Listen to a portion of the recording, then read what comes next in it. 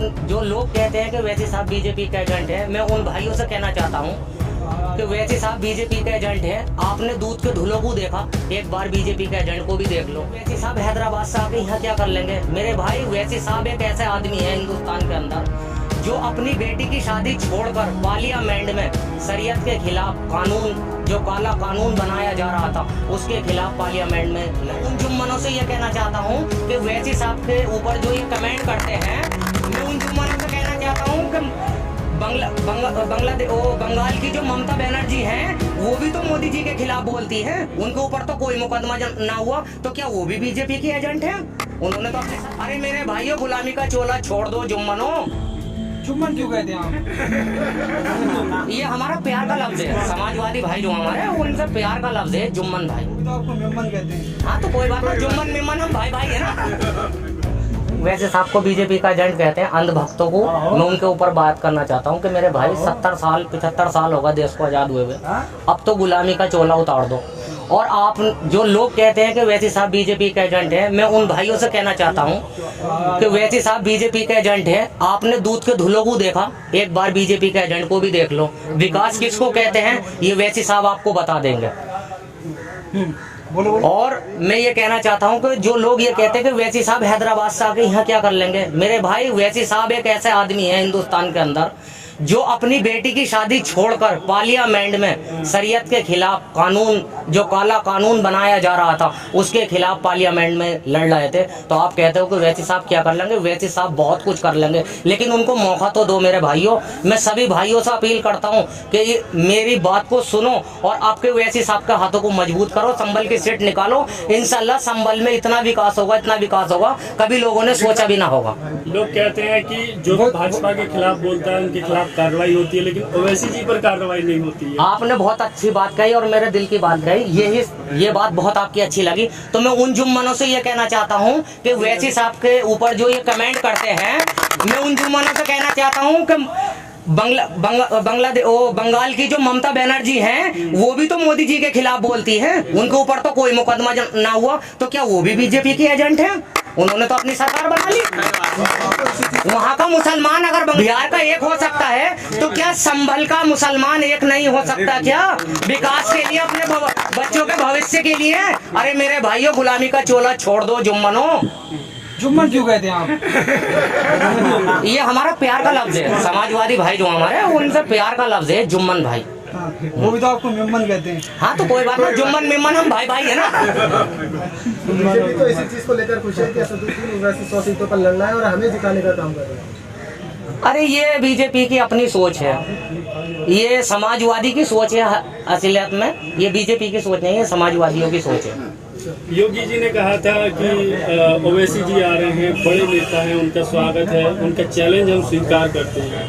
तो जो बड़े नेता शब्द इस्तेमाल किया, उसको लेकर के काफी बातें कही गई कि बीजेपी का देखिए प्रेम निकल कर आ रहा है ओवैसी जी के। तो मैं ये बात अगर योगी जी ने कही है, ठीक है, मैंने भी वीडियो देखी थी, तो योगी जी जानते हैं कि वैसे साहब बड़े नेता हैं, वो इज्जत देते हैं, सम्मान देते हैं। लेकिन इसका मतलब ये नहीं है कि किसी इंसान ने किसी की तारीफ कर दी तो वो उसके साथी हो गया या उसका बी टीम हो गया। ये समाजवादी के लोग ही गंदी सोच रखते हैं। अखिलेश यादव बड़ा क्यों नहीं मानते हैं?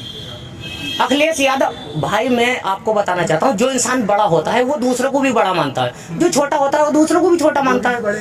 तो योगी जी बड़े हैं, वो मौजूदा सरकार में है, मुख्यमंत्री हैं, उनको बड़ा मानते हैं। आपका प्यार जो है बहुत उमड़ता है योगी जी के लिए? नहीं, हमारा प्यार नहीं उमड़ता, ना हमने कभी बीजेपी को वोट दिया और ना कभी दे में। हमने आज तक समाजवादी को वोट दिया, लेकिन समाजवादी हमें ये बताएं, हमें क्या दिया? आपकी फाइट बीजेपी से है या समाजवादी पार्टी से? हमारी जो फाइट है वो समाजवादी से, भाजपा से नहीं है। भाजपा से क्या है? भाजपा का तो आपका जीरो हो जाएगा, जीरो हो जाएगा। नहीं, सही की बात नहीं करें आप। मैंने ये कहा बीजेपी जीरो हो जाएगा।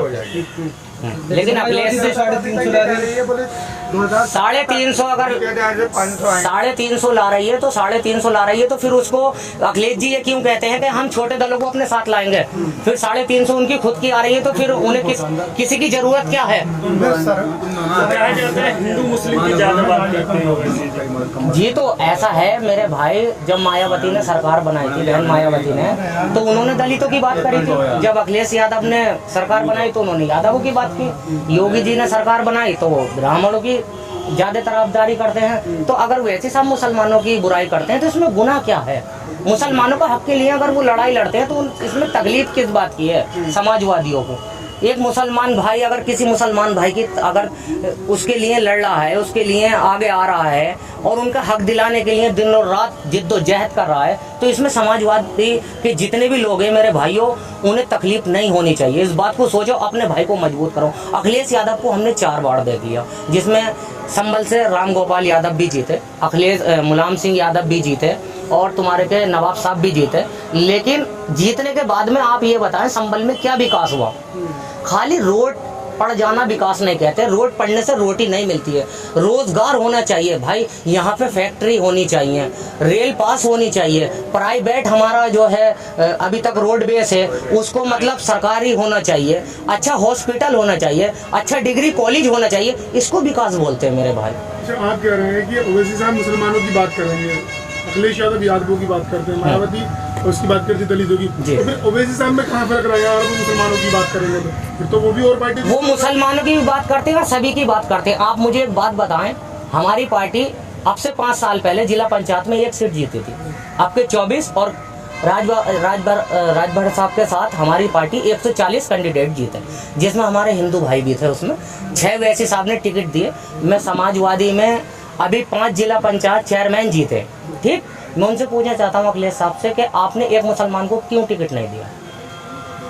अच्छा, यूपी के अंदर 1700 थाने हैं, मैं उनसे पूछना चाहता हूँ कितने मुसलमान उसके अंदर दरोगा है या DIG है या SP है? क्या मुसलमान पढ़ा लिखा नहीं है? जावेद अहमद को बनाया तो था, तो बस एक को बनाने में सबका विकास हो जाता है? यानी वैसे साहब अभी आएंगे, मेरे गले में माला डालेंगे, मुझसे कहेंगे 10 लाख तू ले ले, पूरा संभल का विकास हो गया?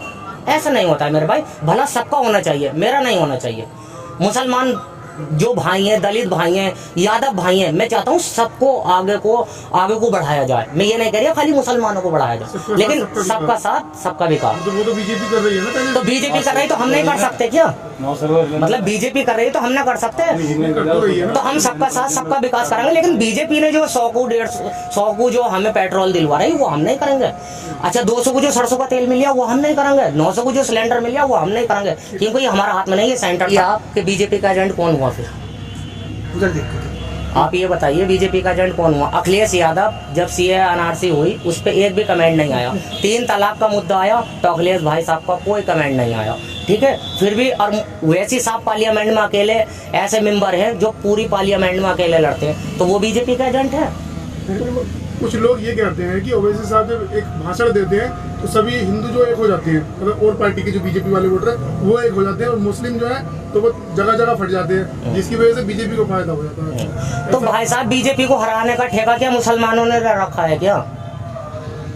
अगर हराना है तो सबको मिलके साथ हराओ ना।